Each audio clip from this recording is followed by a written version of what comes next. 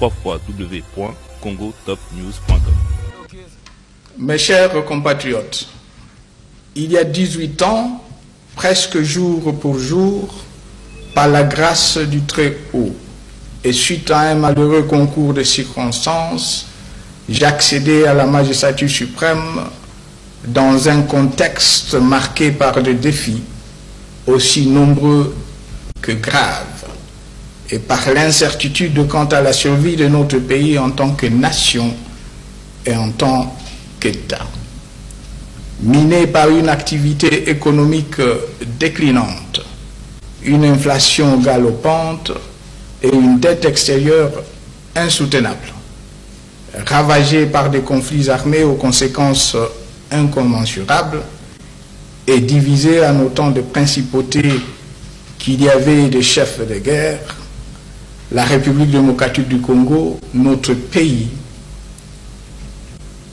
était en effet au bord du gouffre.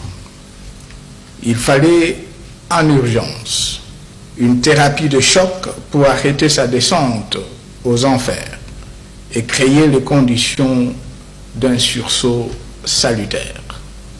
Comme si cela ne suffisait pas, Musée Laurent Désiré Kabila, d'auguste mémoire, qui avait suscité tant d'espoir au sein d'une population congolaise traumatisée par des décennies de dictature et de mauvaise gouvernance, venait d'être lâchement assassiné par les forces du mal, avant même que n'aient pu être solidifiées les fondations qui venaient de jeter d'un Congo dont le fils et les filles auraient été légitimement fiers. Il fallait éviter qu'avec sa mort, le rêve ne s'éteigne. C'est avec l'humilité qu'impose la conscience de l'immensité de la tâche, mais aussi la détermination de réussir que seule permet une grande foi en Dieu et en son peuple, que par un jour ensoleillé du 26 janvier 2001, je répondis à l'appel de la nation en prêtant serment, pour la première fois, le serment constitutionnel en tant que président de la République. Depuis, nous avons beaucoup fait sans prétendre avoir tout fait. En effet, en dépit de l'action néfaste et résolue des ennemis de notre peuple, je n'ai jamais trahi mon serment. Ma détermination n'a jamais faibli. Et avant à tous, beaucoup d'obstacles ont été franchis. De bonnes choses accomplies. Au regard de là où nous étions il y a une quinzaine d'années, il y a de quoi se réjouir. Ainsi, grâce à la mobilisation sans faille de l'ensemble de notre peuple, au dialogue permanent avec les forces politiques et sociales comme moyen de prévention de conflits et de règlement des différends, à l'action de nos vaillantes forces de défense et de sécurité, chaque jour mieux équipées, plus professionnelles et efficaces, à une diplomatie agissante, à des réformes institutionnelles courageuses, au nombre desquelles la décentralisation et la récente révision du Code minier, et à une politique monétaire et une gestion de finances publiques rigoureuse. Le pays a été pacifié et réunifié. L'économie stabilisée puis relancée. La reconstruction engagée. L'accès aux services sociaux de base amélioré et des avancées sans précédent enregistrées en matière de démocratisation et d'instauration de l'état de droit, avec notamment l'organisation régulière des élections libres et démocratiques.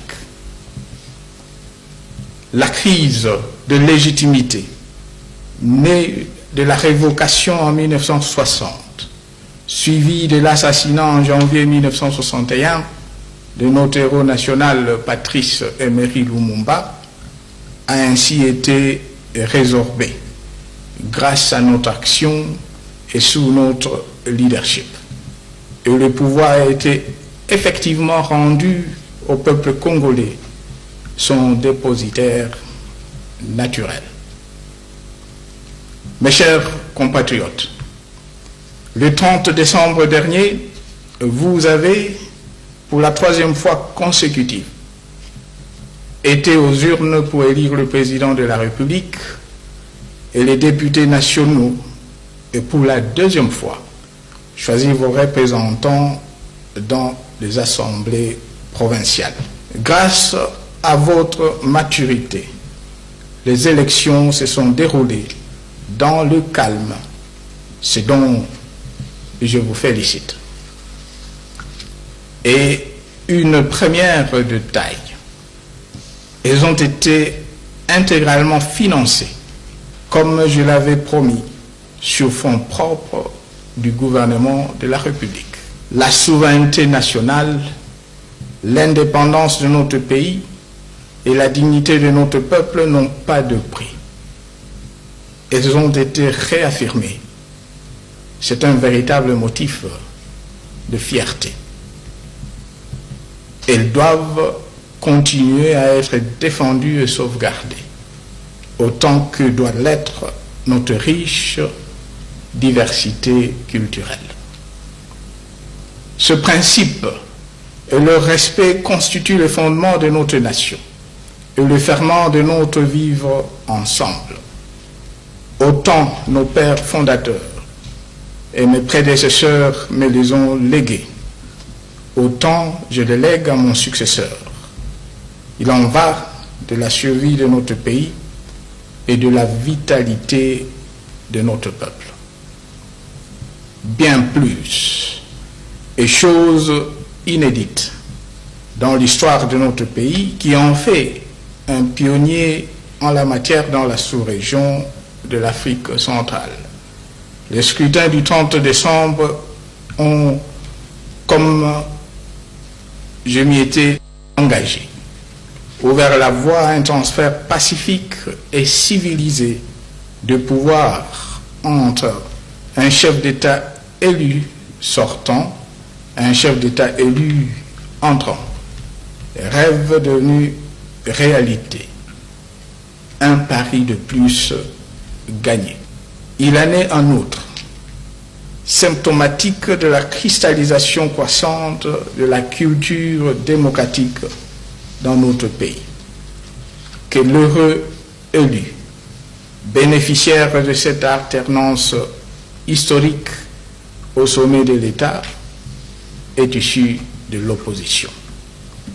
C'est le lieu pour moi de réitérer en votre nom comme en mon nom propre nos félicitations ainsi que nos vœux de plein succès au président élu, M. Félix Antoine Tshisekedi Tshilombo. Qu'il soit assuré de pouvoir compter sur moi chaque fois qu'il le souhaitera et que l'intérêt du pays l'exigera. Je le dis avec d'autant plus de force que, dans le choix fait par le souverain primaire de ne pas faire coïncider la majorité présidentielle et la majorité parlementaire, je lis non pas un appel à la cohabitation, mais une exhortation pressante de leaders politiques à regarder dans la même direction, à coaliser leurs efforts et à travailler ensemble pour la satisfaction des besoins de la population et le bien de la nation. Mes chers compatriotes, mon mandat se termine au moment où s'enracine la vision d'un grand Congo, à jamais libre et démocratique, qui m'a toujours animé. C'est grâce à cette vision, aux valeurs sûres et aux principes de redevabilité et de sanction par le peuple qui la sous-tendent et à l'impulsion de forces progressistes coalisées que nous pourrons légitimement espérer la poursuite du développement de notre pays et de nos provinces. J'en appelle donc à une grande coalition de toutes les forces progressistes, coalition contre les forces prédatrices qui se sont liguées et qui tenteront toujours de se liguer pour s'accaparer de nos ressources naturelles sans contrepartie pour nos enfants et petits-enfants. Coalition pour défendre, y compris au prix du sacrifice suprême, l'indépendance, la souveraineté et l'intégrité territoriale de notre pays. Le droit légitime de notre peuple à l'autodétermination, ainsi que nos valeurs et notre dignité. Coalition pour une prospérité partagée et une cohésion nationale chaque jour renforcée, notre diversité étant un atout majeur.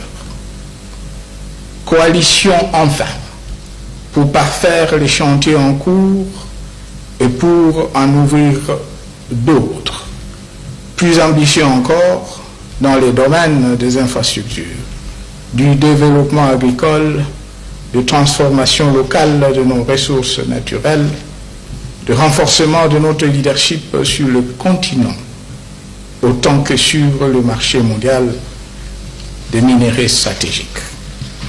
Bref, une coalition pour un Congo fort et prospère, havre de paix, facteur de stabilité régionale et locomotive du développement de l'Afrique.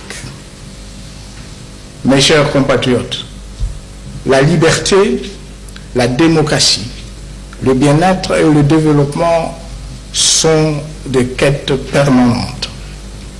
Un chantier à jamais ouvert sur lequel nous sommes à tour de rôle appelés à servir. Avec votre concours, je fais ma part pour l'heure. Soyez-en vivement remerciés. Singulièrement nos compatriotes sous le drapeau.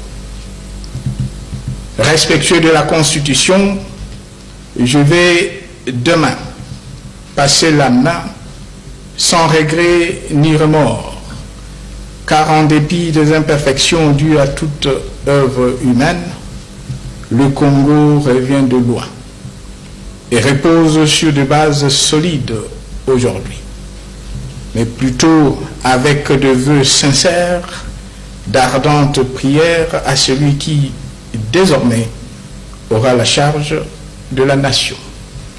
Je vous invite à le soutenir massivement, comme vous m'avez accompagné et soutenu tout au long des 18 dernières années.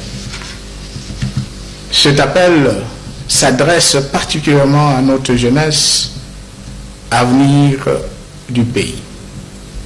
Face aux difficultés de la vie, à l'angoisse et aux doutes que souvent celle-ci suscite, qu'elle se souvienne que rien n'est impossible à celui ou celle qui croit en Dieu, en son pays et en lui-même, qui ose entreprendre et qui cultive la discipline personnelle et l'effort en groupe.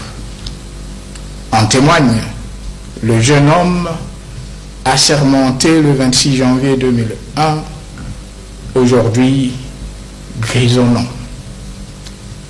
Que Dieu bénisse la République démocratique du Congo. Mes chers compatriotes, je vous remercie.